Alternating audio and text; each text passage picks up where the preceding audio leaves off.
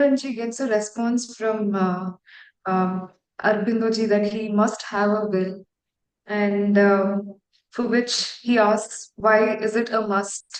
For which he says, one must aspire, and the fruits come from the divine.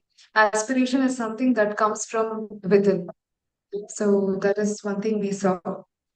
And and we also saw that somehow Nirodbaranji was not ready for poetry yet, and he just kept um, he's not meant for that. But still, we saw that Arbindoji insisted that he could try that as it acts as a medium to connect with the divine. And then we saw that suddenly one day Nirodbaranji gets an inspiration one night, and he writes down a poetry and he gets immense joy after that. So he asks what could be that, and it says that he gets a response that it's like a new creation that brings joy. So one has to be open to get the inspiration. And we also saw that he had a unique dream where he sees a child with the mother, and what could that actually mean? So it was told that it's Nirodbaranji's psychic uh, being, and mother has brought it to him. And is the joy after writing poetry a vital feeling, or is it true joy? Is something we saw.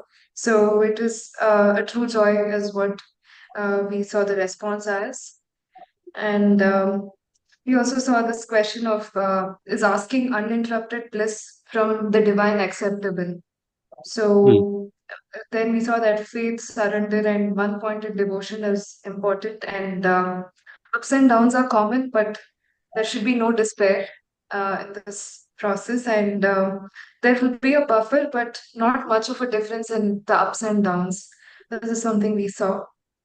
And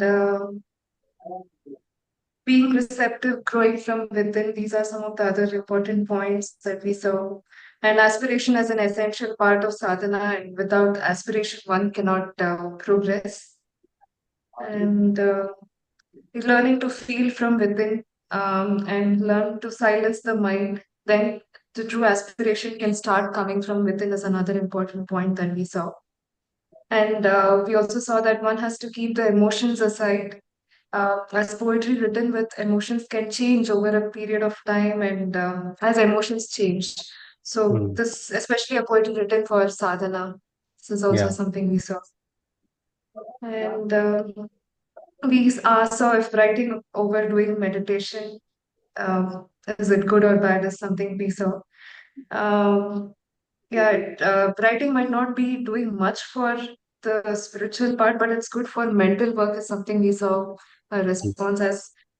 Yeah, at And that point, that's for that was specific for Dr. Nirodharan, isn't it? That was urban. specific Yes, at yes, that point of time. yes. All right, yeah, Chitraji, that was wonderfully summarized. Thank you very much. That was wonderfully done. Yes, so that is where Dr. Nirodharan is. One step he is moving ahead. He is moving slowly, again having his questions, asking about aspiration. Aspiration is definitely important. Without aspiration, we cannot progress. But in aspiration, if there is a inflow of emotions, what we call the vital, then that aspiration is going to be what we can say slightly mixed with certain things which are not permanent. That is why poetry also should try to keep the sentimental aspect outside and try to connect if we want to use it for spiritual aspect.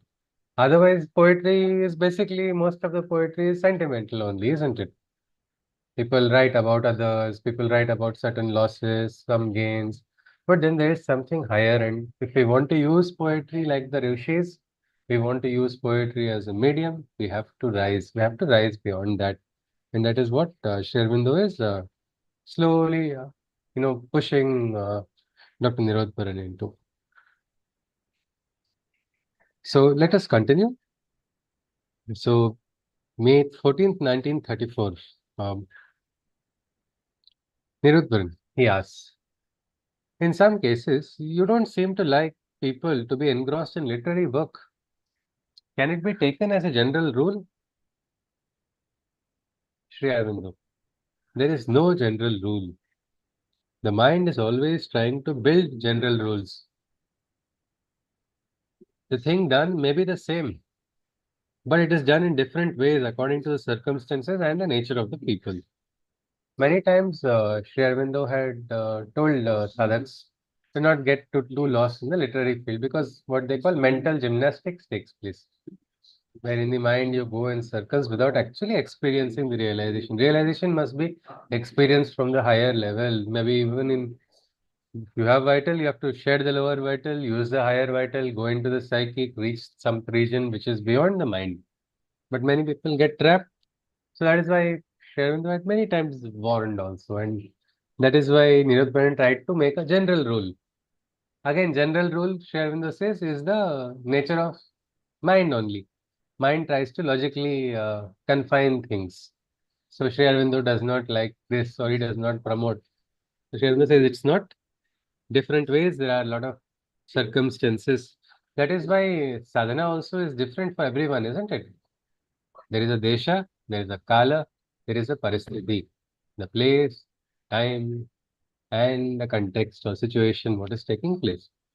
Let us continue. Well, Nirodharan asks, well, Dilip had to work in spite of your grace. So may I ask you in the vein of Arjuna, but alas, not with that love and surrender, to give me one direct and decisive rule to follow in this path of poetic activity. My aspiration for your grace and blessings in this mental occupation is as great as for spiritual progress. So he is asking, I want like Arjuna, but he says, I don't have that much love and devotion like Arjuna. We saw the shlokas of Arjuna, isn't it? Arjuna saying, Tadekam vada nishchitya. Tell me with clarity, tell me with certainty. So give me that is what he is asking. One direct and decisive rule. Means don't confuse me. How many times we have seen Arjuna say that to Krishna? You're talking about spiritual world or material world. What is it? What should I do? He says, follow in this path for poetic activity. What should I do? My aspiration for your grace and blessings in this mental occupation is as great as for spiritual progress. Shervindo says, aspire for the opening to the right place of inspiration. So there are planes of inspiration. You have to aspire for the right plane of inspiration. You forget that D got his opening by grace and never lost it. All his work only helps him to utilize and develop what is already there. Can we pause and just look at this because this is a beautiful secret and important aspect mentioned here. So aspiring from the right plane of inspiration is important. So then is there a wrong plane? If there is a wrong plane, what is it? Anybody? Yes, Sharda ji, Juhi ji, Suresh ji, Chitra ji, anybody?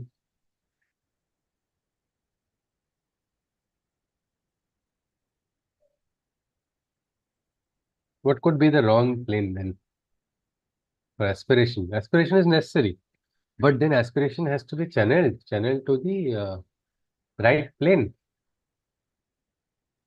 Yes, anybody? Yeah, Maybe I don't have a proper explanation, but I have an example for this. Let's say okay. someone wants to do a research. If the Hmm. person is doing it for lok sangra, then that will be correct from correct plane. But if it's for let's say fame, money, and Ah, whatnot, then that will be on the wrong foot. So it's the same thing. ah, The person still wants to do research, and that will benefit the society. But beautifully said. what is the exact purpose? Yeah, that was wonderfully said. Yes, Joiji, because we have seen very recently, I think less than a couple of years ago, one very famous researcher. He had so many funded projects, so much fundings to his name only. His name means it was always going to get big funding. Now, it turns out he has fudged a lot of his research just for the sake of some monetary gains. He fell from grace completely, meaning forgetting the core principle of research. He just lost all of that. So that is something which should not be there. So when we are seeking the divine, we have to have the right plane of inspiration and seek the divine. And I think Johiji gave a beautiful example for Lokasangra, for betterment of the world. But many people question, how can I do betterment of the world? I am in my own karma bandhana, I am trapped in my own limitation of life. That time, what can we do? I think recognizing Swadharma only will be our Loka Sangra. When we realize, then we become available for the divine. So connecting is probably very important. And Sri Aurobindo says you forget about Dee's case because Nirodbaran is invoking Dee's example. So he says there was something special about Dee's case. What he did was he got his opening for grace and then never lost it. He never lost it, meaning it is like the hand comes to help, hold on to that hand that time and never lose that touch. Don't lose that connection. Many times we get some realizations, we get some connection with the divine. Then in the flux of life we get trapped and we just forget all of it. So here he held on to it, and that is why he was able to utilize and develop further onto it. So then maybe that strain of inspiration or that sutra we can, if we get it, let's hold on to it. I mean, maybe at times we must have written some beautiful poetry or we've done some beautiful work. It comes in a flow of inspiration only, isn't it? Most of the times when it comes. If you are able to go back to it, if you are able to go back to that, you can reconnect again. You can easily, it's like you've saved things into a folder and then you are reaccessing that folder again. Because there are different ways people write poetry. Now, Dr. Nirodban's poetry, what he would have to wait, he would have to focus and concentrate, pull it down, all that would happen, and still he would sometimes, after hours of efforts, not get the poetry in the initial stages. Afterwards, his poetry was brilliant. Sri Aurobindo's blessings raised his poetry to the highest level and his spiritual life also. But then there were some who were able to very freely write it because that link is connected. If our link is there also, because many times you see we have to multitask, we have to do so many things at one time, and then we wonder what is it? Oh, I was getting some realization, now there's no time for it, it's left it, I have to go somewhere else, another duty. You lose it, then it's a problem. But if you don't lose it, finish your duties, come back, you'll get a greater connection, greater pull. You will not lose that strain, and that is something Dr. Nirodbaran is yet to fully understand. Of course, he is very young, that must be remembered. We are seeing Dr. Nirodbaran of 1934 as a young doctor who had just entered into the sadhana. Nirodbaran, he says, the popular idea is that the more one is rich in practical experiences of life, the more he is more successful he is in literary pursuits.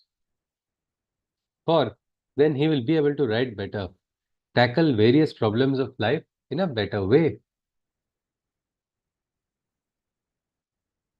Sri Aurobindo, why should a creative artist write only about problems? Nirodharan, he says, a literature of Bengal, B, used to say that it is simply unthinkable that living in entire seclusion in Pondicherry or the Himalayas, one can write anything in prose or poetry. His experience is sure to be limited. Sri Aurobindo, what a stupidly rigid principle. Can B really write nothing except what he has seen or experienced? What an unimaginative man he must be, and how dull his stories must be, and how limited.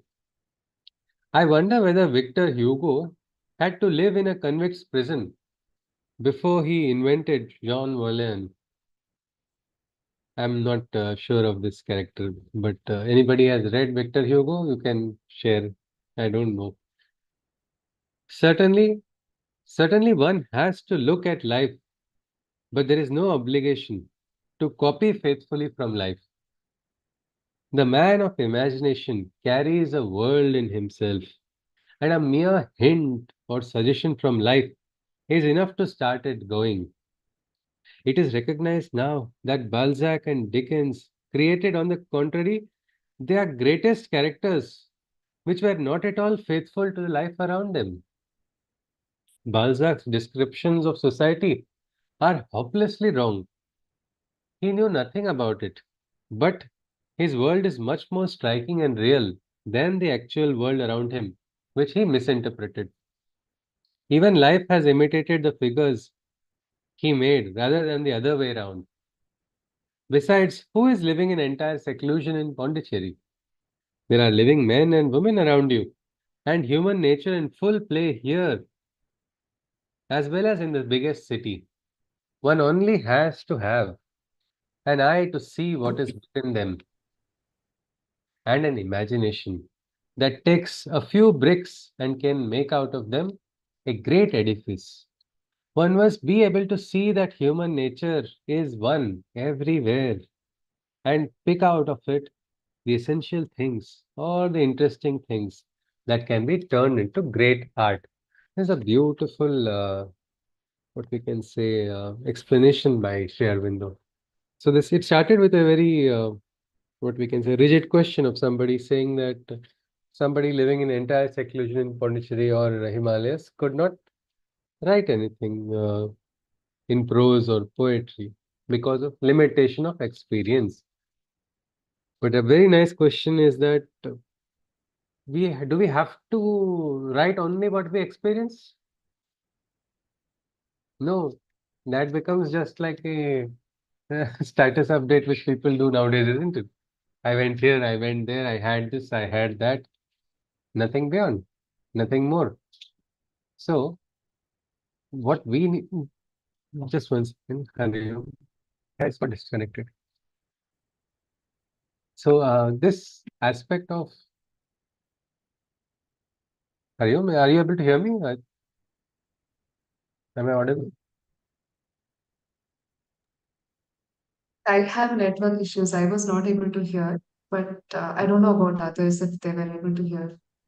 Yes, everybody is able to hear me?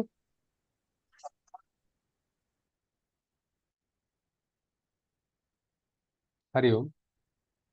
I couldn't hear the previous one, but yeah, I think it's my Okay, network issue. all right, fine. So the experiences that we have had, they can form a base for our writing, but does not mean that they alone will be the source of our writing, because writing comes from a higher plane which is sometimes beyond our experience. Sri Aurobindo says slightest of hints. Slightest of hints are enough for the poet to understand, to grasp, or to write. Many times people write about things which they have not experienced also around them, because that is art, that is writing. And beautifully, Krishna Sri Aurobindo says that even with a few bricks, you can make a big edifice out of it. Something like that. Only you have to be receptive. And again, the question of seclusion, because Sri Aurobindo's yoga was a very different one. At that time, people could not fully understand. People even questioned, are they even doing yoga sadhana or not in Pondicherry? Because it was a very intense discipline and it was very inner. So in seclusion, nobody is in seclusion of humanity, isn't it? You go to the village, you will still people see people, and sometimes if you interact with people in the village, you'll see they're smarter and more clever than the folks in the city at times. It was my personal experience. I had made the mistake thinking people are very innocent and simple, and I was very nicely fooled in the village. So this aspect of cities or village, humanity is humanity. Humanity is everywhere. Bhagavad Gita also says, Vasudevam Sarvamiti. So that's with samatha, we can do sadhana, and sadhana can be done anywhere like that. Great works can be written at any time and any place. Nirodbaran, he asks next question. In the evening, when you come on the terrace, as I look at you, the horizon behind divides distinctly into two colors, pale pink and pale blue. Is it simply due to my gaze affixing at you, mother? Share window. In that case, everybody who looks fixedly at the mother on the roof would see a horizon of pale pink and pale blue. I doubt if it is the case. Nirodbaran. You didn't tell me the significance of the colors. Share window. Pink is a psychic color. Pale blue may be the higher mind, but blue has several significances. So it is not certain.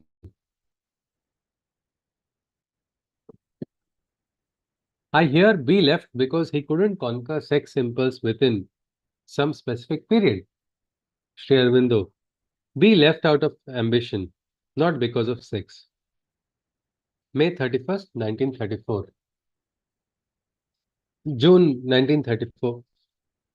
Nirod, you can write to see that it is obvious that he must stop this thing if he has to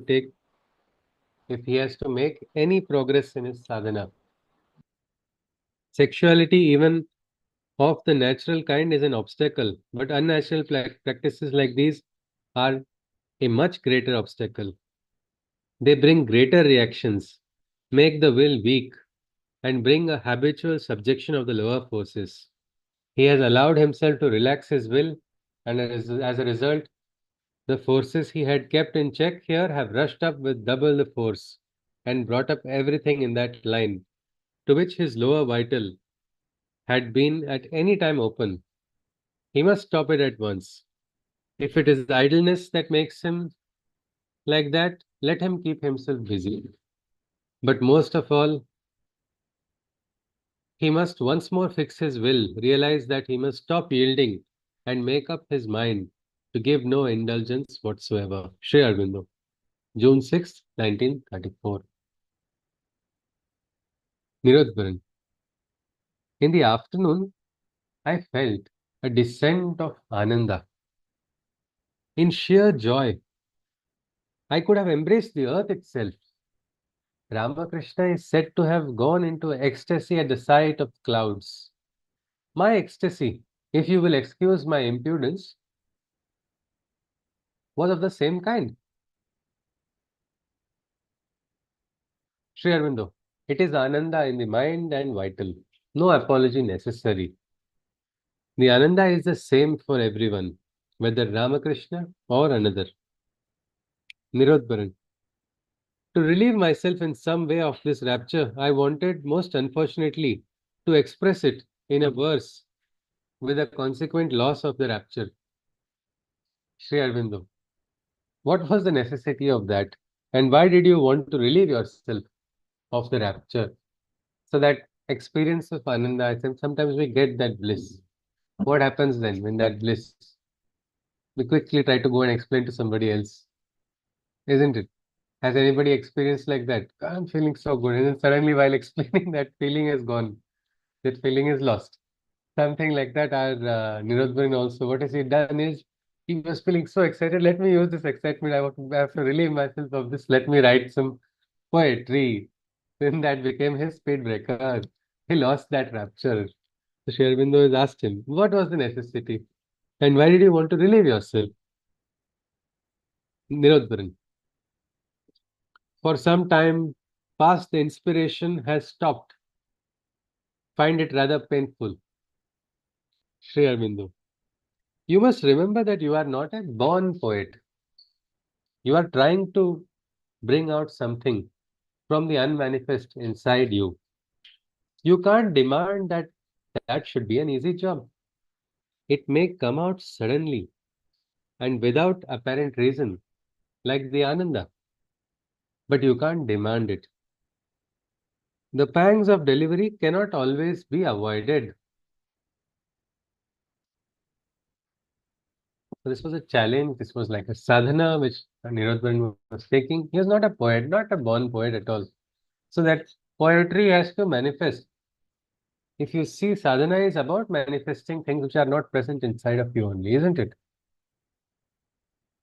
What is not there, that is prakriti karan, that is manifestation. Krishna says, isn't it? Dadami buddhi yogam.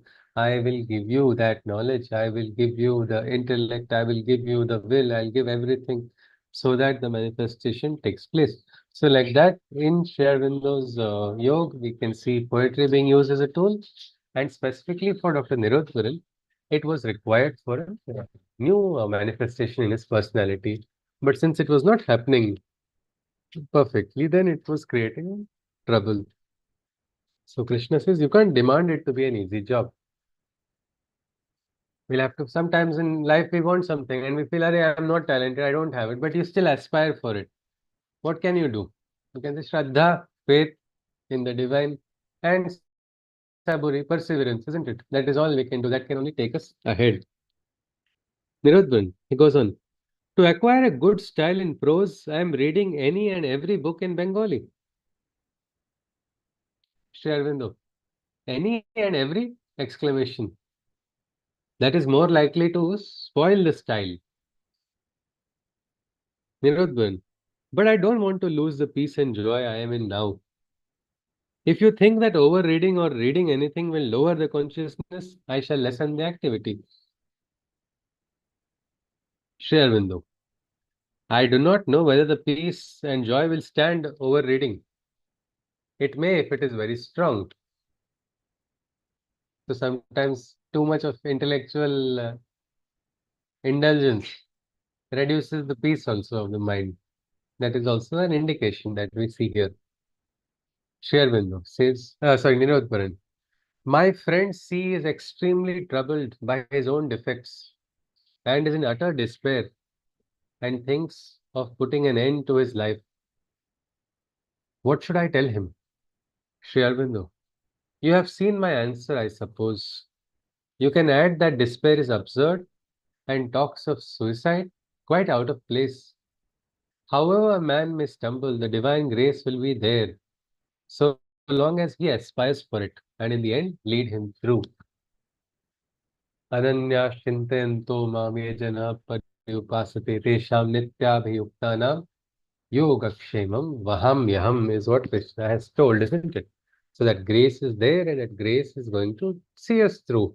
Sri Aurobindo is also saying talks of suicide, talks of these are all despair, everything is absurd, it's not required, is what Sri Aurobindo says. How much ever a person may stumble, how much ever the fall may be taking place, if you are holding on to the divine, you will find the way. That is something which Sri Aurobindo has also said. Nirodban, last night I woke up suddenly in a condition of deep ecstasy. My room seemed to be quite different. It was pervaded by your presence. I felt I was lying in an immense cradle of that peace. I wonder if this condition was a stupefaction of the senses due to an interruption of sleep or a simple imagination. Sri Aurobindo, what on earth is this nonsense? Do you mean that an experience of the pervading presence can only be due to a stupefaction of the senses, an interruption of sleep, or a simple imagination? When you get experiences, especially such experiences, take them as they are. Why these mental mystifications? Because here he's got the experience which he was craving for, isn't it? And now he's saying, is it just imagination? It was a disturbance in my sleep.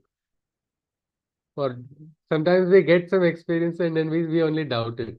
No, no, it was okay. I saw it on the TV or I saw it somewhere, and that is why I saw a photo. But the experience is real, isn't it? What we experience, we get the atmosphere, the aura, all of it.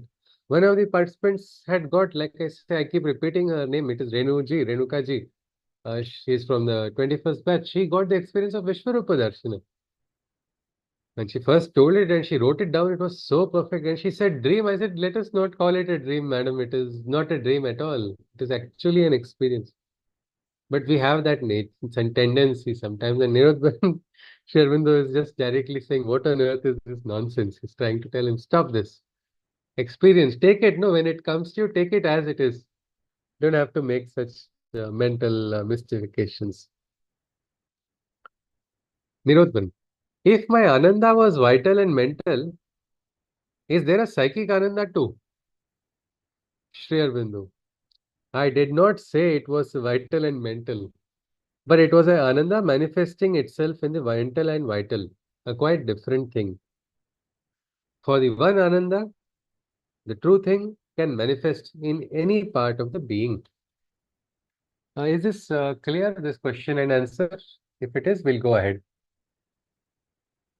Anytime, please feel free to tell me to stop if something is not clear with my reading or something which is said needs to be relooked at. Yes, is it clear? The question and the answer?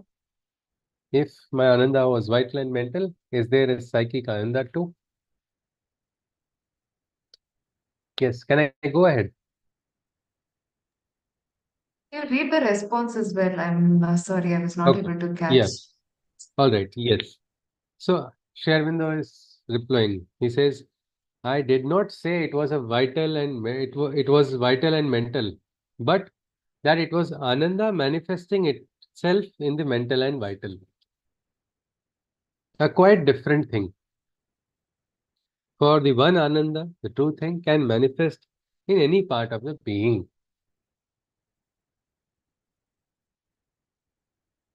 Yes. So is it clear now?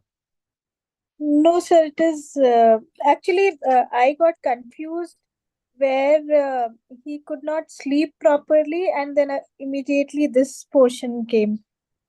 Like first he was mentioning like his sleep was interrupted, and it was not By a sure. deep ecstasy. A deep ecstasy. He said it was a deep ecstasy, and then he questioned that deep ecstasy, saying, but this Ananda, if you see, previously there was one, isn't it? On the previous, he had talked about Ananda, which he compared to Ramakrishna. You were there that time? Sir, I joined bit late by 9. Okay, fine. All right. So there was an experience Nirodbaran got again. So now in this immediate letter also he has talked about the ecstasy, but previously also he had talked about an ecstasy, and he said that was an Ananda, and he felt guilty also that he compared it. He said, "Excuse me, if I'm comparing it with Ramakrishna's, but my ecstasy, is it of the same type?" So that time share with the that Ananda is Ananda for everybody, whether it is for Ramakrishna or for anyone else. The Ananda will remain one. But that time Sri Aurobindo had said that this Ananda in the mind and vital.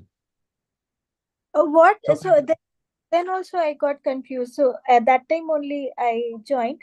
There was a line. It okay. is in the mind and vital. Ah, So line I could not understand. mind. Yes, but are you aware of this divisions of mind, the vital, the psychic? Psychic is Yes, like experience. So like sometimes there is like we call it's an aura. What we feel positive energy aura. So that no, is psychic is something. We'll just look at psychic. Psychic is said to be, we know the mind. No? Let us go about first. Mind, we understand it, isn't it? Ji? Mental thoughts, huh, which are limited by the logic, isn't it? So I know some things, my experience is something. According to that, I will reason in logic and get some understanding. That is the mental level. Then there is the other vital level. Vital is, Garimaji, are you aware of vital? sir, you can explain again. I Okay, might. vital is the emotional level, emotional being, where all our sentiments come into play. Arjuna's vital only was depressed, isn't it? In the first adhyaya of the Gita. Right. So there Okay. was a sudden influx of depression, influx of sorrow, influx of all negative thoughts, because emotional being was suppressed and immediately became vulnerable. So that was only if we were to look at his level of consciousness, he was that time dwelling on what we call the vital level. Okay. But there is a level higher than the vital, which is the Yeah. psychic, and in the psychic experience, only spiritual experiences are of the highest caliber can take place. It does not mean that we will not experience anywhere else. Spiritual experiences will leave their imprint on the mental also. Sometimes they will leave on the emotional or vital also. But psychic is said to be the higher state. Okay. So when Like Sri Aurobindo said that, yeah, tell me, Ji. so, like when we come across any situation and we say like we feel it but we can't express it. Is it like part of psychic? Like we visit any temple and then we feel that energy or I know uh, there also sometimes people, if the psychic experience comes, it is good. But there also many times people start eyes watering, and sometimes it's a psychic evacuation of sometimes, but many times it becomes emotional also. So there is a mixture of what we call vital there. Psychic is said to be like some experience which where it is like some it comes to the front. In the psychic experience, sudden Shanti, sudden Ananda, Paramananda, quietude. Nothing Okay. specifically has happened on the outside, but you're suddenly very calm and peaceful on the inside. So we can say a different plane actually, higher than the mind, higher than the emotions also. Okay. So when Nirodban got the experience of Ananda, it was from the higher plane only. But when Sri Aurobindo said it is Ananda, and he was experiencing it in the mind and the vital, it was like now he's confused in this question. So he said that time you said Ananda was vital and mental. Then does that mean there's a psychic Ananda also, meaning the different Ananda for the psychic plane? So it is not like that. Ananda is descending from the plane, higher plane. Ananda descends into the psychic, Ananda descends into the mental, Ananda descends into the vital. So here in Nirodbaran's case, Sri Aurobindo had said that Ananda was there. That was a good, genuine, true Ananda only, what we call it. It was Ananda, the true experience. But that Ananda was flooding his emotional being as well as his mental being. It was giving him a peace. So that is what happens. Oh, and yoga is about making that experience sarvabhum, means everywhere around us. Okay. We have to get that experience. We have to get that in our emotions also. Emotions will have to become stable. Our mind also will have to become stable, and then we'll be able to go into a deeper state. Yes, Ji. Sir, Yeah. still I couldn't connect the conversation of his interruption of sleep and this discussion. No, that is not connected. That is not. It is a previous letter. Okay, okay. The interruption of the sleep is Sri Aurobindo is saying, see, the sleep interruption is a smaller thing. The greater thing is the ecstasy, the Anand experience. But then what did he do is because he was not able to understand it, he just decided to call it a imagination or he used those words. So that is why Sri Aurobindo immediately pointed out, "Okay, why, what is this? What is going on?" Okay, so it has nothing to do with Nanda. No, Okay. no. Thank you. These were all letters written at different times. So yeah. Yes. Ji. Actually, the Ananda is Nirodbaran has invoked the last message that he got. So he's Krishna Sri Aurobindo had told previously. So same thing he has asked. So now I'm again experiencing ecstasy. Is it again mental, vital? Is there a psychic? Yeah. Let us continue. Nirodbaran. If you think that my Sunday feasts may harm me, I will stop them, or at least make them infrequent. You can see a lot of resolve and determination in. If he says, if you think my Sunday feasts may harm me, I will stop them or at least make them infrequent. Sri Aurobindo, but do you not feel yourself, whether it harms or not? These things are of small importance to those who are still in the ordinary mind.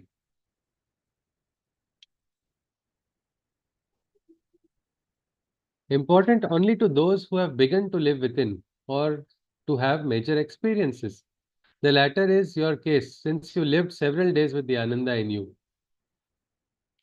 So, this is trivial. These are all trivial pursuits. You only can understand. Is it going to harm you? Indulgence of these desires, is it harming you or is it not? This is very important, probably in the initial stages of sadhana, but not for somebody. Now, Nirodhan has also become yoga rudha. He has gone ahead, it seems, in the sadhana because Sri Aurobindo's words have only given a stamp. So the Guru's words have told. Nirodhan says, you mean that these feasts are not good for me? Sri Aurobindo, yes. Nirodhan, is Ananda a major experience? Sri Aurobindo, light, peace, force, Ananda constitute the spiritual consciousness. If they are not among the major experiences, what are? Nirodhan, there is no doubt that there is a craving for relishing dishes, and then it is not far to seek an excuse. Sri Aurobindo, probably the cessation of the meal would make your vital uncomfortable, So it may be better to continue. So this is something which is very interesting. It reminds me of my own life when I had joined Damleji. I thought I had to follow some discipline, and I was getting Belpuri in my head. So what to do? I went to Damleji, and finally, because 2, 3 times I was craving for that dish. So I went and asked Damleji, what should I do? I'm feeling like eating Belpuri. He said, go eat. I was very surprised. I was shocked. I was like, what do you mean by eat? He said, go eat. And I said, how many plates? How many times? How many ever you want? Eat how much ever times you want. So next 2, 3 days I was eating that only, and then suddenly I got bored on the third day because the same food I ate again and again, it lost its novelty. Something here, Sri Aurobindo is also saying that, see, Ananda here, he says, probably the cessation of the meal would make your vital uncomfortable. Meaning right now he's still having the vital attachment. So that cessation will cause a more greater fluctuation in the vital being. So instead of that, what is more important? In the sadhana, in the higher sadhana, slowly one has to transcend. So maybe somebody's marga is not ready yet. Like for instance, why probably Damliji allowed me at that time was because I'm just beginning the path, just taking the first steps on the path. What is important in the taking first steps is taking the steps, isn't it? Rather than getting deviated. When there are chances of getting deviated completely, then that is the greater loss. So sometimes a loss, smaller loss is okay in the greater picture when you are able to see that. So it is, yes, it's not right. You don't have to take it. But if you are going to keep writing letters and asking me, I'll say go have it. That is what Sri Aurobindo has said. Nirodban, last night I dreamed that sea had come to me and I took hold of his hand. I opened my eyes. There was no sea, but I felt that C in C means short form, alphabet C, referring to a sadhak. Last night I dreamt that C had come to me and I took hold of his hand. I opened my eyes, there was no sea, but I felt that he had possessed me just as a spirit would have done. I wanted to cry for mother, but he wouldn't allow me. Sri Aurobindo, it was not sea at all, but some vital force taking his form. These are things that happen when you enter the vital world. The only thing needed is not to be afraid and to call on the mother. So, in the vital world, these forces take forms. They take where we are vulnerable, no, emotionally. Those are the forms. In Marathi, there is a saying when the Brahma Rakshas is born inside of that person's mind where there is fear. So, like that, this fear only is going to breed. Instead of that, Sri Aurobindo says the only thing needed is not to be afraid and call on the mother. It's actually a very tantric aspect, calling on the mother's force, the divine force of the god or the goddess. No, it is so powerful. There was actually even a written letter also in the name of the mother and by the power of the mother, with the strength of the mother, to all harmful and adverse beings. I order to leave this place at once and forever. And it was something so beautiful that just reading that only was giving us strength of, one kind of what we can say reassurance. So the important aspect is not to fear. Maybe when the slight evolution takes place, when we start rising in consciousness, when we get in contact with the vital world, sometimes these emotions, unknown fears, they start coming to the front. So when these fears also come to the front, hold on to the divine who is always all powerful. That can also be overcome. Imaginary fears come in, unknown fears. Sometimes they are rational, sometimes they are irrational. Whatever it is a rational fear worth having also? It is not, isn't it? Fear is not required at all. So Krishna says, Sri Aurobindo is saying, call upon the divine. July 1934. Last 2 weeks, what misery and wretchedness I have gone through. On close inspection, I find that the only unusual thing I have done is having meals at these places cooked by Nishikanda. So Nirodbaran's everything is now connecting because of his vital attachment to the meals. Everything is appearing connected to that only. Sri Aurobindo, it may have helped, but it is not likely to be the main cause. Something in the atmosphere, probably, to which you opened yourself. Sri Aurobindo. Or is it not due to food at all? I have heard that at the time of darshan, all our cravings are thrown up. Sri Aurobindo, there is no such inevitable rule. It is true that attacks are frequent at that time, but one need not admit them. So this is important. If you go in the trains in Mumbai, if you ask somebody, "Dhakka kyun diya?" The person replies, "Tune kyun liya?" Why did you take? Something like that. So there are forces, whatever they are, we are not supposed to be receptive to them. We are supposed to be receptive only to the divine. If we admit them, they come inside. If you don't admit them, they'll knock, they'll shout, and then they'll just go away. Damliji and his one friend who was a sadhak, he was actually a head of a matha. I think he became Gardeshwar's, I think, head. That time, they both had gone to stay somewhere. And that time Damliji was an executive. He would travel everywhere with his bag and suitcase and everything. So they were sleeping in a room where they had boarded. Then suddenly, in the middle of the night, tuck, tuck, tuck, noise came once. Again it came. Third time it came. Namliji got irritated with that noise. He got up, went, opened the door, and hurled the choicest of abuses, saying, "Don't disturb me, whoever it is. I don't want any disturbance." And he shut the door, and came back. His friend was sniggering and laughing so much, and he said, Why are you laughing?" He said, "It was some spirit had come for asking for mukti, and you chased it away." He said, My job is not to give mukti and all. I am doing my sadhana, my life I have to see. I'm not going to. You want to give, you go and do. That is your job." That was his response. But you see, what has happened is fear was not there, no. When fear comes in, what happens otherwise? Then inside of you, you become receptive. Whether or not these beings are there or not there, our science is not able to prove it.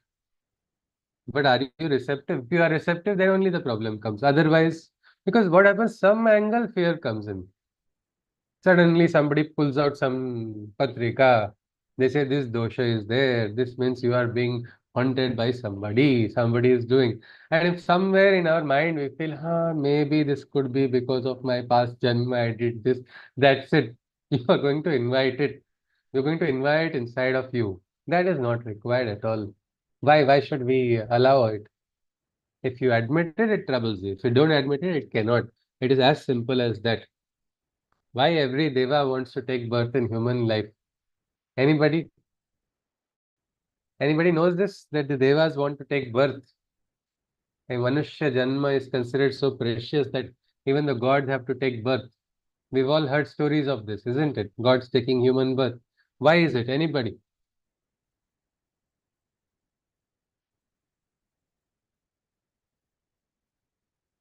Anybody? Can you guess?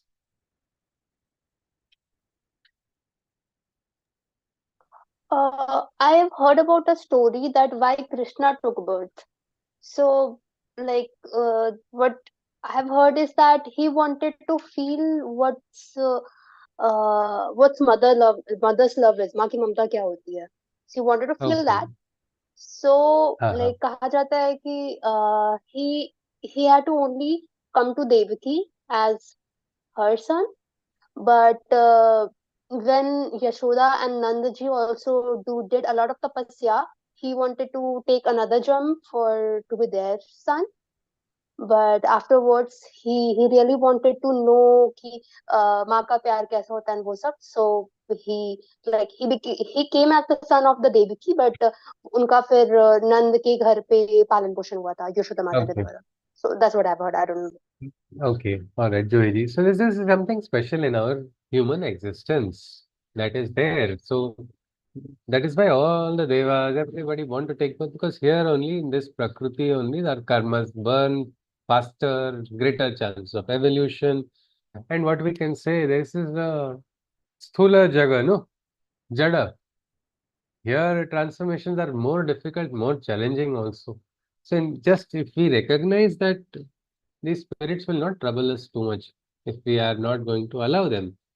We don't need to even go on that line. Otherwise, what happens is on the mental level, they start working, then they start working on the vital level, and then you start imagining. Then my own neighbor is there, one person, he imagines, visualizes yuddha between Shiva and Krishna, who is more powerful, as if some wrestling match is going on. Shiva and if you see the Bhagavad Gita talks about it. Rudranam, Hari Om Arvindji, I'll just mute you. Yeah. So if you see Rudranam Shankarashasmi, there is no Bhed, there is no Dvaita, but that is not understood. Krishna goes on, Sri Aurobindo, Nirodbaran goes on, he says, D was saying, what is food desire? After all, for me, I can give it up at once. How far is this view correct? Or is this vital having its play out under the pretext? Sri Aurobindo, it is self-deception of the vital. I have no attachment, so I can go on indulging myself. But in practice, the attachment is there, however lofty the attitude. Nirodbaran, I don't know what I should do in order to utilize time to my best advantage.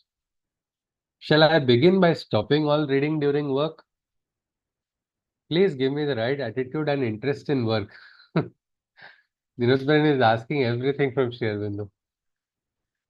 Sri Aurobindo, so long as work or reading either is done merely to utilize time, the right attitude can hardly come, or the interest. Work must be done either for pleasure in it or with some purpose beyond itself. So this is very interesting. If you do work or reading just for utilizing time, I want to utilize the time, so let me read something. Let me do some sadhana for time pass. Can we do that? Our sadhana only will become time pass then if we do that. So we should have a dhya.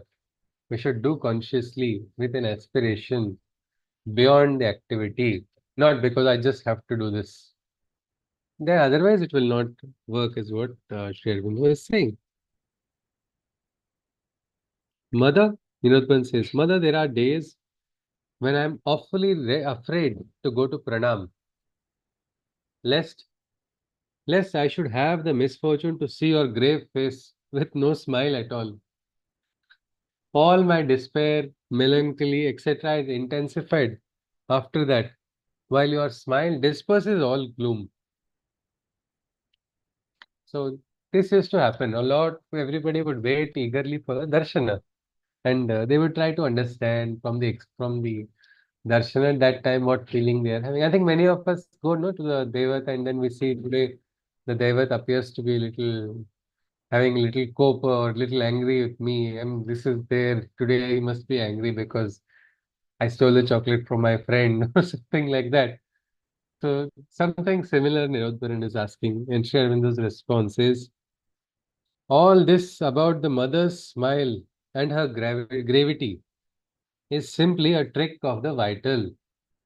Very often I notice people talk of the mothers being grave, stern, displeased, angry at pranam, when there has been nothing of the kind. They have attributed to her something created by their own vital imagination. Apart from that, the mother smiling or not smiling has nothing to do with the sadhak's merits or demerits or fitness or unfitness. It is not deliberately done as a reward or a punishment. The mother smiles and all without regard to these things. When she does not smile, it is because she is either in a trance or absorbed or concentrated on something within the sadhak that needs her attention.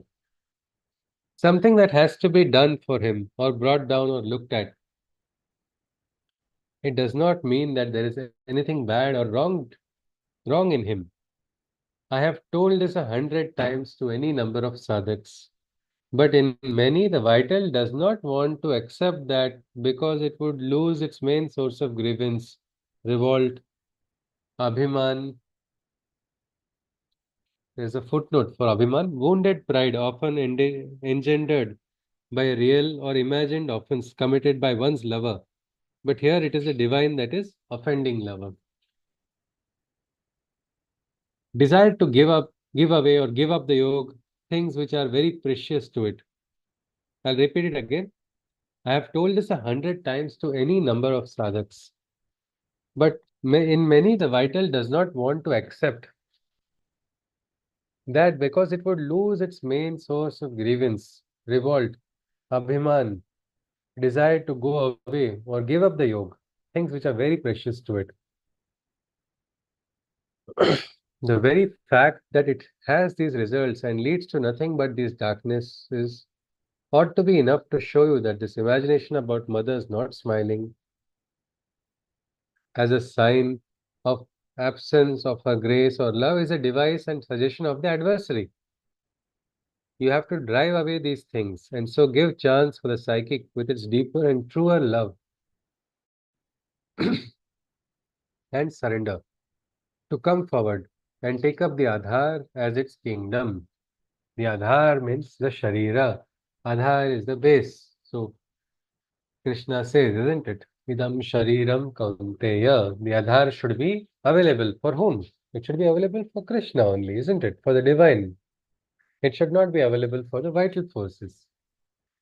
We'll stop here. Can somebody tell me what happens when the Adhar is available for vital forces? Yes. We'll stop at this point.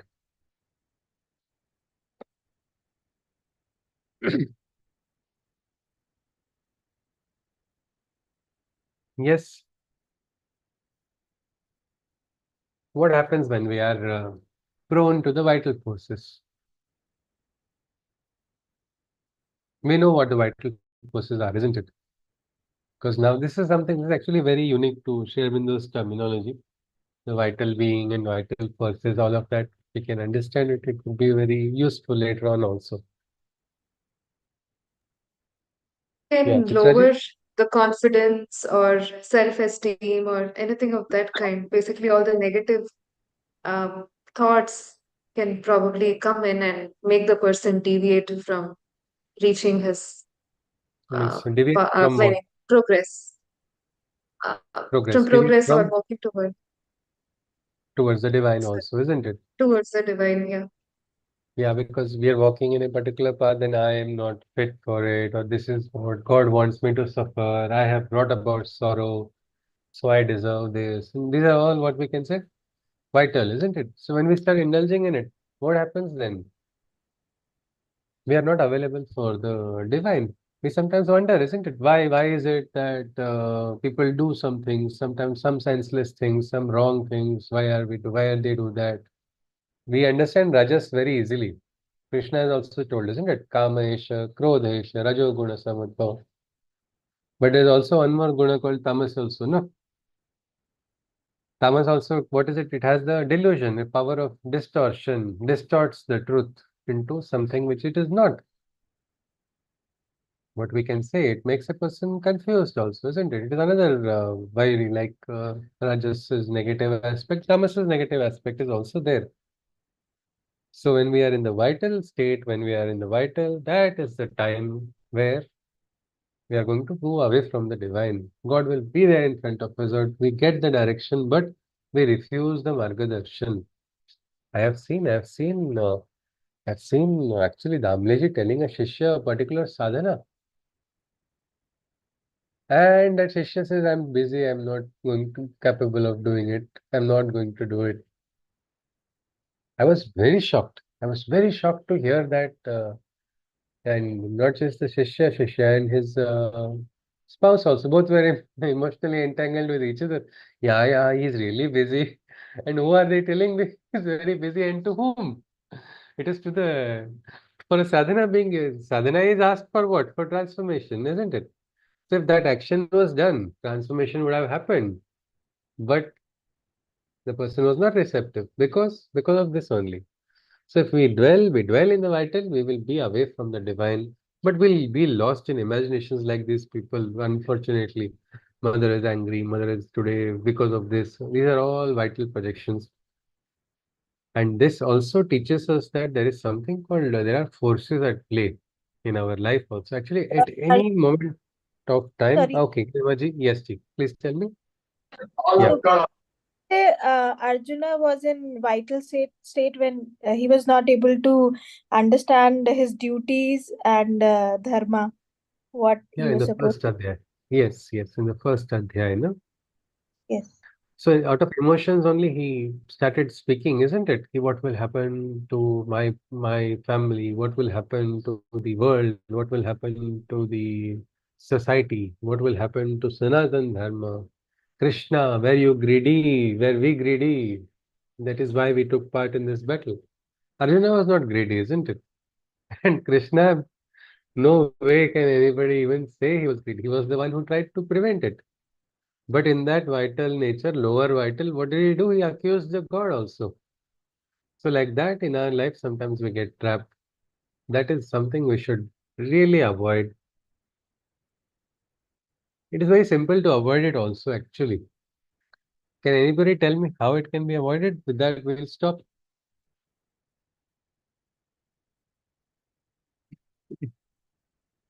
Yes.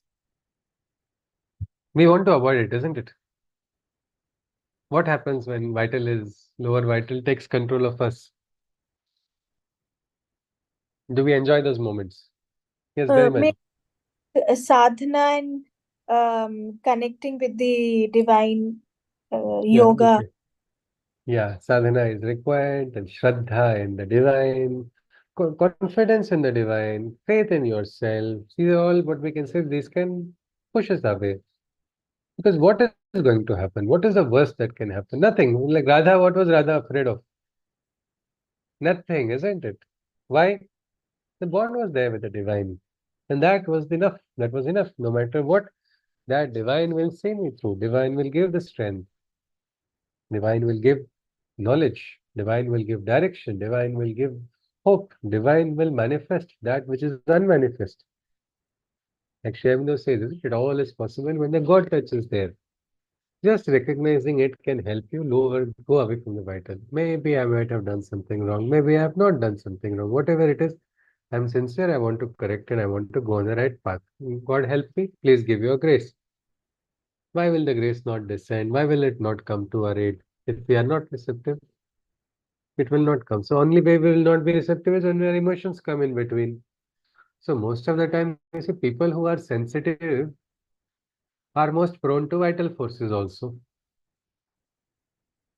So then they experience sorrow, they become vulnerable, they become weak, and then they're not able to come out of it. So this is bad, isn't it? It's actually hopeless. It makes us weak. So what should it be done? When you find out that this is making me weak, I have to throw it away. But at the same time, we don't have to rigidly crush ourselves because we must recognize it is only the sensitive people who do sadhana, no?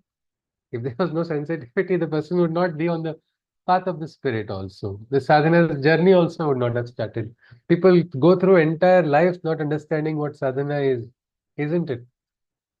Lifetimes.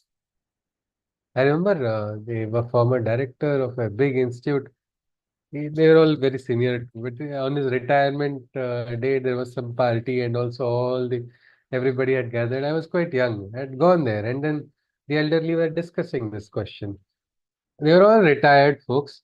I think we should now have a purpose of life. We should find out. So until retirement, they have not yet found out purpose of life. This is a big question. That also they're having it as a casual talk without really going deeper. But shouldn't purpose of life be the most important ambition? Or should we wait for retirement when nothing is there, when we don't have any other job? It is not like that. So, so those who are sensitive will only walk on the spiritual path. So it is a grace to be sensitive, definitely. But becoming oversensitive is becoming like Arjuna in first adhyaya. We want to become Arjuna of 18th adhyaya, isn't it? Arjuna connected with Krishna. Arjuna is not alone. Arjuna has all the freedom. Arjuna has all the choice. And he is choosing. He is choosing to serve Krishna. He is choosing to serve his charioteer and says very nicely, Nashtormo Srutir Labdva Tat Prasadan Mayachyuta Stitosmi Gata Sandeha Karishye Vachanam Tava. So with this, we'll complete today's session. Can someone recollect some of the points that we saw, and we'll go ahead. Manisha ji had asked me to give a pre-summary of what we are going to cover. Unfortunately, I did. I was short of time today. Manisha ji was only absent, so it is okay that way. Yes, please. Anybody, can you recollect something? What we saw? After I joined, so the thing which I can recall is like about Ananda when we were talking about Ananda.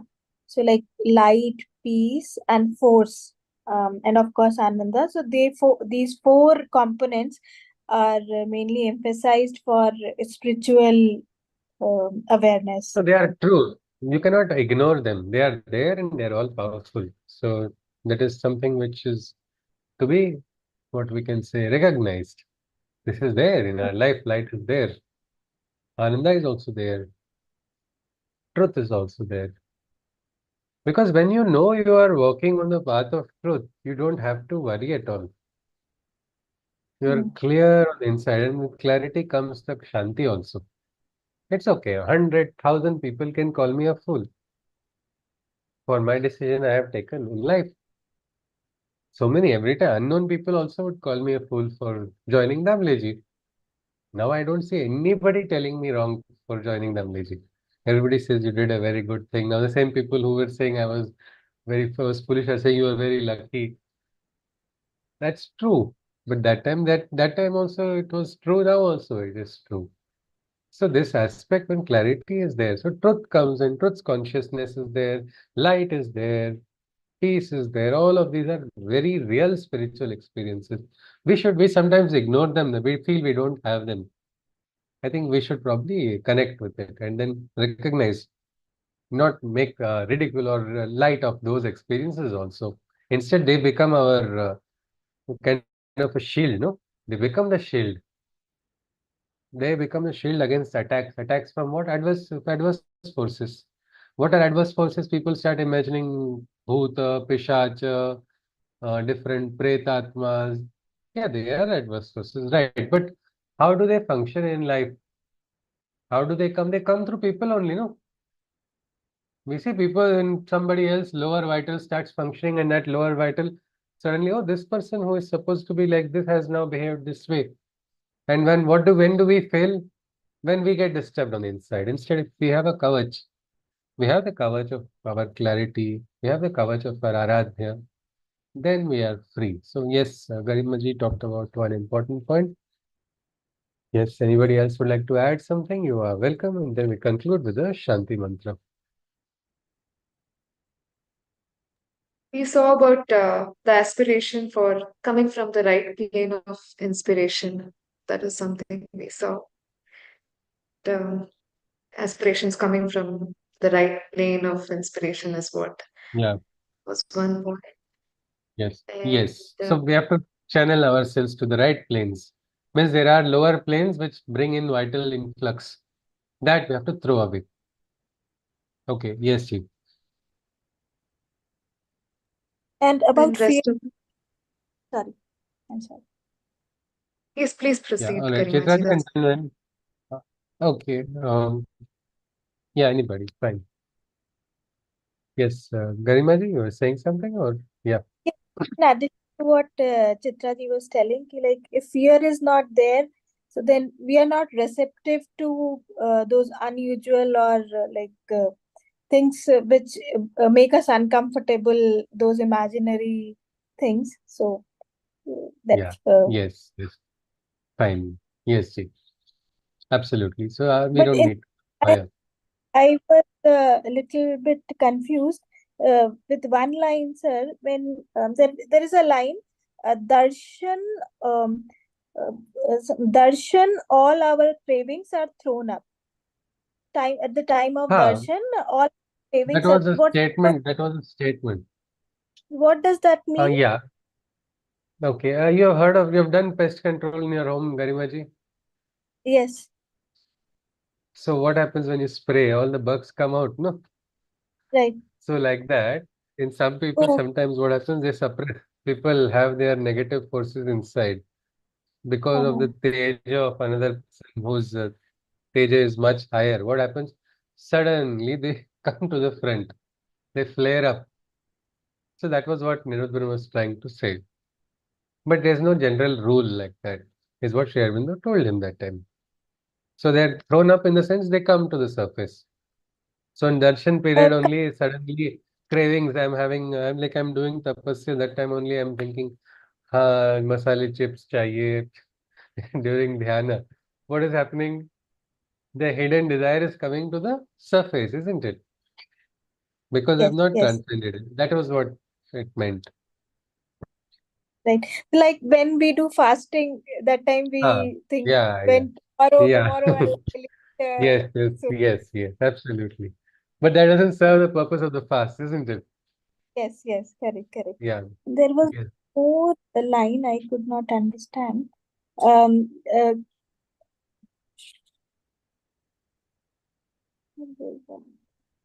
huh, where this Abhiman you mentioned, sir, Hmm. Yeah, so Abhiman. that complete statement I cannot understand. Um, No, like it would, yeah, we know the word Abhiman, isn't it? yes, It is pride, isn't it? yes, Yeah, I mean, it's not the what we can say. Swabhiman is a good pride, no? yes, Abhiman is the bad pride. feeling, yes. Yes, that was exactly what it was. The English definition which was given for somebody who is not knowing the word Abhiman. The footnote was mentioned. No, it's not like footnotes are the complete statement where like Sri Aurobindo is making a Okay. point here about like I could not write lose its main source of grievance and abhiman and something because I got confused like how he's connecting this abhiman and grievance with the other because he was trying to Yeah, uh, convince him I'll tell you that. I'll read that line. yes. I have told this 100 times to any number of sadhaks, but in many, the vital does not want to accept that because it would lose its main source of grievance, revolt, abhiman, desire to go away or give up the yog, things which are very precious to it. Uh-huh. Means if you see what is it? In many, the vital does not want to accept that. Means this is the tendency of the vital force inside of a person. It holds on to all of this, isn't it? It holds on to pride. It holds on to our sorrow. It holds on to revolt. It holds on to desire to give up yoga also. Yoga bhrashta, I don't want to become. So better not walk on the path of yoga only. These thoughts come in. Because attachment becomes very strong, isn't it? Because of vital only. So So here Abhiman is also. the mother's smile, like he was expecting mother to respond to his Yeah, yeah. So this is Abhiman of the sadhak. Attachment, no? The inside of the sadhak is visualizing all things which are not there. A very nice example is given in the footnote. Wounded pride. Mother did not smile at me. I went to darshan and I didn't get a smile. So there's okay. somewhere it has hurt. But because there is vital, there is no truth. Vital is twisting that personal hurt into something else. And so that it is, so it's something like that. Often engendered by real or imagined offense committed by one's lover. Right, right, got it, You sir. did Yes. not talk to me. अरे उस दिन तुमने मेरे से बात नहीं किया. मेरा anniversary you forgot. What is this? You don't Uh, care for me, and then the fight starts. No. Yes right, or right. no? Yeah. So Yeah. that is something. It is vital. That is what was said. Yes, Garimaji. And just last one more. I'm Okay. sorry. Yeah, surely, no problem. Why? Sorry. Yeah. So you said Aadhaar here is like The base, Aadhar is is Sharir. Sharira. Yeah. So the Sharira. statement Our here, Aadhar, our Sharira must be transformed. yes. So and the statement is like take up the Aadhaar. as its kingdom. This is the complete statement which was made, right? Yes, yes, So, yes. this Mm. we and after this we started discussing about lower vital forces.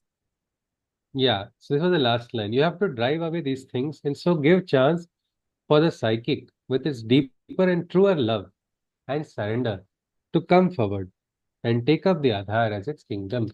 Since when you experience truer love, true love, divine love, that takes control of the individual and that becomes the right, that is a real Raja, no?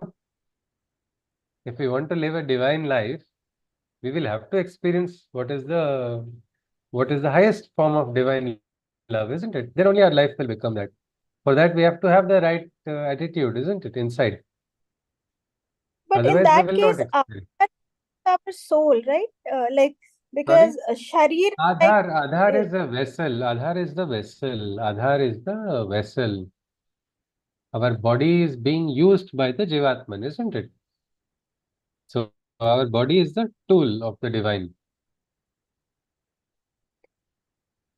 take up the Aadhar as its kingdom means what? So kingdom here is what? Kingdom, Raj, Samrajya, Sharir is, it is like a kingdom, no?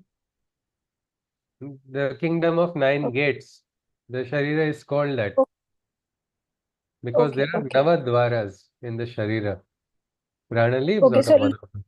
right, right, got it. So that means Yeah. all like feelings and all Yes, yes, yes. are hiding in that kingdom. Yeah, Oh, yeah.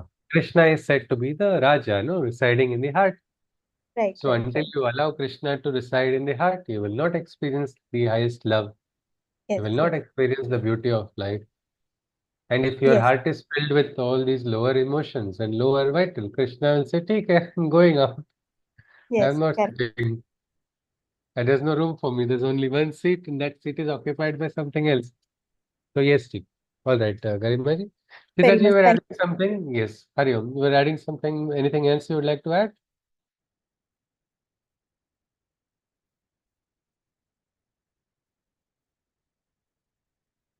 Yes, Chitraji, you were adding something?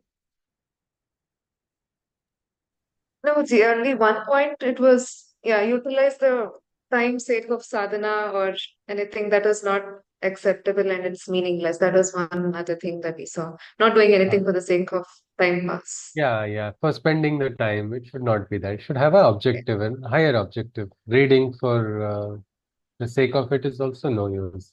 Instead, enjoy, relish that moment, experience the pleasure of doing it. I think that is for everything actually. You want to eat also something, you want to cook also something, you want to write, you want to do anything. Talk to friends also. Have that some objective. It would be always better. So, all right, with this we conclude with the Shanti Mantra. Punarmilamaha. Next week we continue share those correspondence with Dr. Nirodbaran. Hari Om. Sarve bhavantu sukhinah.